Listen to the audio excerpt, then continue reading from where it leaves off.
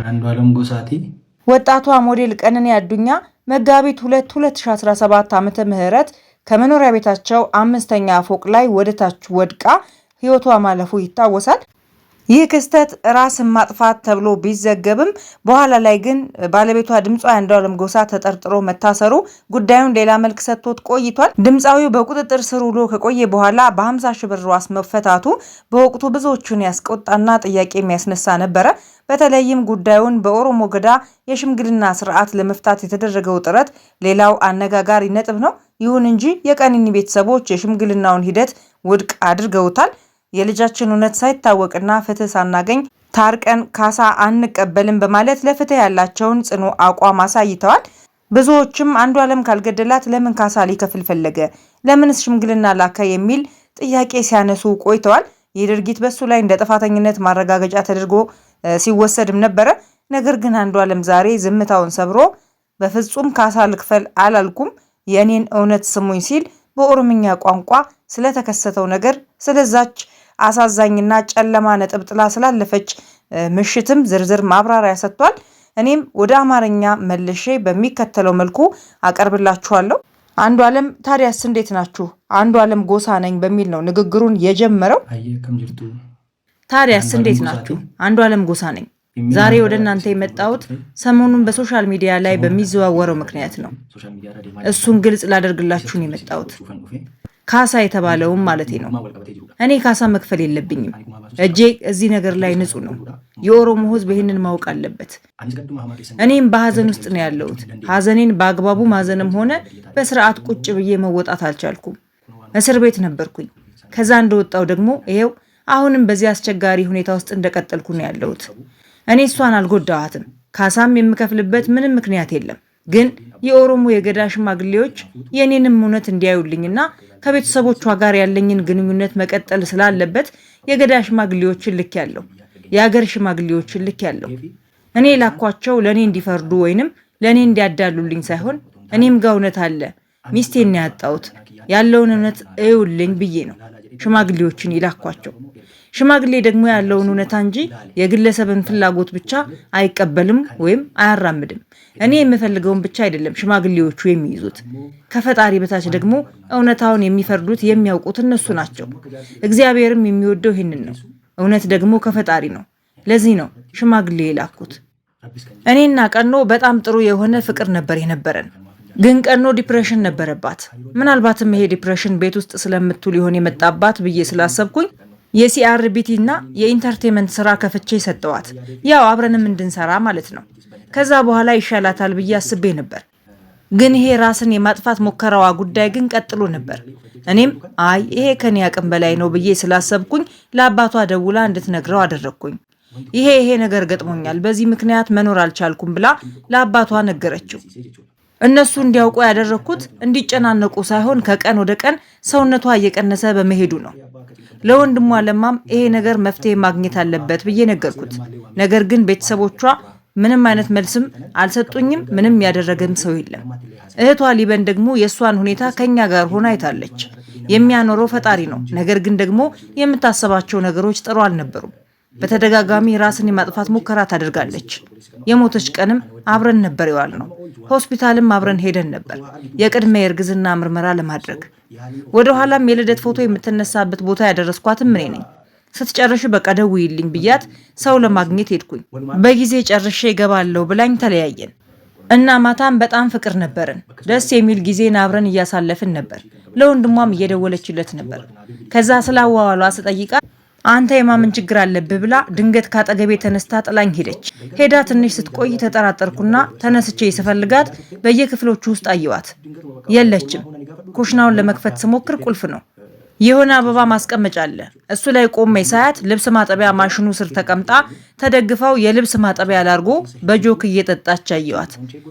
እንዴ ምንድነው ቀን ነው ብዬ ዘልዬ ገባው። ከዛ በፊት ድጋሚ እንዲህ ያላደርግም ብላ ቃል ገብታልኝ ነበር። እህቴም እንድትመክራት ነግሬያታለሁ። ጓደኛዋም እንድትመክራት ነግሬያት ነበር። በተለያየ ቀን ቃል ገብታልኝ ነበር እና እየጠጣችው ሳያት ቃሏን በማፍረሷ ያው መቼ ሰው ነኝና ተበሳጭቼ በቃ እንደዚህ ይሁን አብረን መቀጠል አንችልም አልኳት። እየደጋገምሽ እያደረግሽው ስለሆነ እንደዚህ አይነት ህይወት መኖር አልፈልግም። ቤተሰብ ጠርተን እንለያያለን አልኳት። ከዛም ቤት ውስጥ የነበሩትን ልጆች ልቀሰቅሳቸው ጆኩን ተቀብያት አስቀምጬው እየሄድኩኝ እያለ አሃ እሱን ነው የፈለግከው ይስፋህ ብላ ወደ ታች ዘለለች። ልደርስባት አልቻልኩም። የቻልኩት መጮህ ነበር። ጮህኩ። ልጆቹም ተነሱ። የተፈጠረው ነገር ይሄ ነው። እኔ ቀኖን ምንም አላደረኳትም። ልጎዳት የምችልበት ምክንያትም የለም። እንደነገርኳችሁ ልደርስባትና ላድናት አልቻልኩም። ታይላትም አልቻልኩም። እሷ እንድትኖር ሀሳቧን በተለያዩ መንገዶች ከመደገፍ ውጪ ያደረኩት ነገር የለም። እጄ በዚህ ነገር ላይ ንጹህ ነው። እውነት ለመናገር ምንም አላደረኳትም። በእኔ በኩል ያለው እውነት ይሄ ነው። ሽማግሌዎችም ይህንን ይዩልኝ፣ እውነት ደግሞ ከእግዚአብሔር ነው፣ ከቤተሰቦቿ ጋር ያለውን ግንኙነት ያስቀጥሉልኝ ብዬ ላኳቸው እንጂ ካሳ ለመክፈል አይደለም። ሽምግልናውም በዚህ ነው ዳር ሳይደርስ የተቋረጠው።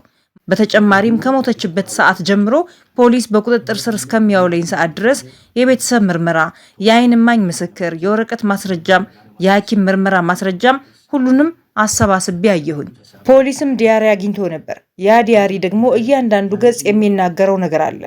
እሱንም አየሁት። ለቤተሰብም ለእኔም መልእክት አለ እዛ ላይ። መጨረሻ ላይ እኔ ልል የምፈልገው ከቻላችሁ እውነታውን መርምሩና እውነታው ላይ ድረሱ። ካልቻላችሁ ግን አሉሽ በመሰለኝ አውርታችሁ እባካችሁ ነገ ከቤተሰብ ጋር መልካም ግንኙነት የሚኖረኝን አታፍርሱብኝ። እሷን በሰላም ትረፍበት፣ ነፍሷንም ክብር አትንፈጓት። እኔም ትንሽ ልረጋጋና ወደፊት ለምትጠይቁኝ ጥያቄ በሙሉ መልስ እሰጣችኋለሁ። ኑሩልኝ፣ አመሰግናለሁ ሲል ነው እንግዲህ አንዷለም ጎሳ በወቅቱ ስለተፈጠረው ነገርና እኔ ጋር እውነት አለ ብሎ ስለ እውነቱ ለማስረዳት የሞከረው ማለት ነው በኦሮምኛ ቋንቋ። እንግዲህ አንዷለም እንደሚለው ይህንን ማብራሪያ ለመስጠት የተገደደው ከሰሞኑ በአባገዳ እርቅ እንፈጽመው ጉዳያችንን እናም ካሳ ልክፈል አለ ተብሎ በመወራቱ ምክንያት ነው። ካሳ ልክፈል የምልበት ምንም አይነት ምክንያት የለኝም። እኔ እጄ ንጹህ ነው። ከቤተሰብ ጋር ያለውን ነገር እውነታውን ከኔ ጋር ያለውን እውነታ አውቀው እንነጋገርና በሰላም እንፍታው። እኔ ምንም ስላላደረግኳት ቤተሰቦቿም እሷ ጋር ይፈጠር የነበረውን የዲፕሬሽን ሁኔታ ያውቁ ስለነበረ ሰላም እንፍጠር፣ ከቤተሰቦቿ ጋር መልካም ግንኙነት ይኑረኝ ብዬ እንጂ ካሳ ልክፈልም አላልኩም። ካሳ የምከፍልበት ምክንያትም የለም። አባገዳዎችም እኔን ሀሳቤን ሰምተው እነሱን ተጭነው በቃ ታረቁ ብለው የሚሉ አይደሉም። ከሁለቱ በኩል ያለውን እውነታ ያረጋግጣሉ፣ ያጣራሉ። ከዛም የነሱ ስራ ማስታረቅ ነው እንጂ ወንጀለኛን መደበቅ አይደለም የሚል እንደምታ ያለው ንግግር ነው እንግዲህ አንዷለም ጎሳ ለመጀመሪያ ጊዜ ከቀነኒ አዱኛ ሞት በኋላ የተናገረው ማለት ነው። እዚህ ላይ አንድ ነገር ለማለት ያህል እንደምታስታውሱት ከሞቷ በኋላ የወጡ ፎቶዎች ነበሩ። እውነት ነው፣ ይግደላት አይግደላት እኛ የምናውቀው ነገር የለም። ራሷን ታጥፋ ወይም ተገፍትራ ይሁን ወይ ሌላ ሰው ይምጣ በመሃል የምናውቀውም ነገር የለም። እውነታው ያለው በሁለቱ መሃልና እሷም ያው ሞታለች በሱና በፈጣሪ መሃል ነው እውነታው ያለው። እዚህ ውስጥ ገብተን እንዲህ ነው አንልም። ነገር ግን ፎቶዎች ወጥተው ነበረ። ቫዮለንስ ወይም ምንድነው በጭካኔ ጥቃት አድርሶባት ከንፈሯ ተሰነጣጥቆ አይኗ ደም ሆኖ ደም መስሎ ምናምን ፎቶዎች አይተናል። ይደበድባት ወይም ጥቃት ያደርስባት እንደነበረ የሚገልጹ ፎቶዎች ማለት ነው። እናም ስለነሱ ፎቶዎች ምንም ነገር አለማለቱ ትንሽ ቅር አስብሎኛል። እሱ ነው ያደረጋቸው ማለትም የደበደባት እሱ ነበረ ወይንስ ራሷን ጎድታ ነው ወይንስ ሌላ ሰው ደብድቧት ነው? ምንም ነገር አለማለቱ ከባድ ነው። ምክንያቱም ሁሉም ሰው እያለው ያለው መግደሉን እሺ አላየንም፣ ነገር ግን ድብደባውን ማን ፈጸመባት? እኔ አልፈጸምኩም ካለ የፈጸመውን ሰው ልክ እንደ ባለቤቷ ኃላፊነት ተሰምቶት የፈጸመውን ሰው ወደ ሕግ እንዲቀርብ ማድረግ ይፋ ማውጣት ነበረበት። እሱ እንኳን ባይደበድባት ያንን ሰው ባለማጋለጡ ወይም ሊከላከልላት ባለመቻሉ እንደ ባል ተጠያቂ ነው ሲሉ ሰምተን ነበረ። አንዷለም ጎሳም በዚህ ዙሪያ ምንም አይነት አስተያየት አልሰጠም። እኔና ቀኖ ፍቅር ነበርን ከማለት ውጪ ማለት ነው። እውነት ነው፣ የምናውቀው ነገር የለም። አሁንም ፍቅር ሊሆኑ ይችላሉ። ነገር ግን ቀነኒን ማን ነበር ሲደበድባት የነበረው? በዛ ሁኔታ ማን ነበር ጥቃት ሲያደርስባት የነበረው? ለምንድን ነው በዛ ልክ ተስፋ መቁረጥ እየተሰማት? በአባቷ በቤተሰቦቿ የምትወደድ ሴት ናት እና በዛ ልክ ተስፋ መቁረጥ ተሰምቷት እንድትሞት ከ5ኛ ፎቅ እንድትፈጠፈጥ ወይንም ላርጎ በጆክ ይዛ እንድትጠጣ ያደረጋት ነገር ምንድነው የሚለውንም ማብራሪያ ባለመስጠቱ በትንሹም ቢሆን ትንሽ ቅር ብሎኛል። እናንተስ ምን ይመስላችኋል? ታምኑታላችሁ አንዷለም ጎሳ ያለው ወይንስ ደግሞ አሁንም ከጀርባ የተደበቀ ነገር እንዳለ ይሰማችኋል? እስኪ ሀሳብ አስተያየታችሁን ኮሜንት መስጫው ላይ አስቀምጡትና እንወያይበት።